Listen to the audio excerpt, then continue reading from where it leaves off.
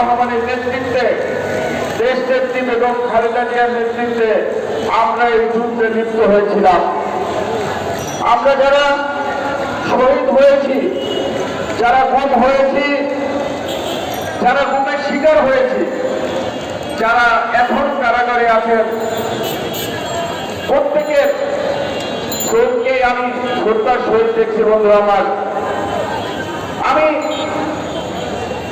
এই সরকারের, হাসিনা সরকারের সময় যে সকল প্রশাসনের কর্মকর্তা কর্মচারীরা এই রুহু খুনের নেতৃত্ব দিয়েছেন, যাদের নেতৃত্বে আমার সহযোদ্ধা, আমার সহকর্মীরা গুম হয়েছেন, সেই সকল কর্মকর্তা কর্মচারীদেরকে আইনের আওতায় আনতে হবে। বন্ধুরা আমার, খুনি হাসিনা তার নির্দেশেই কিন্তু এই গুম হয়েছে।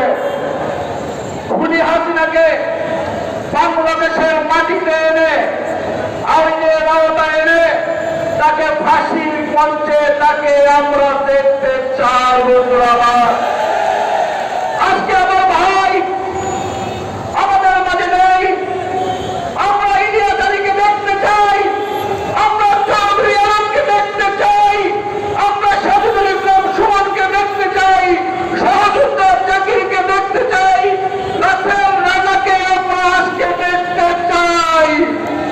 খুনি হাসিনা পালিয়ে গিয়ে তোমার রক্ষা হবে না, বাংলাদেশের মাটিতে এনে তোমার বিচার করা হবে বাংলাদেশের মাটিতে।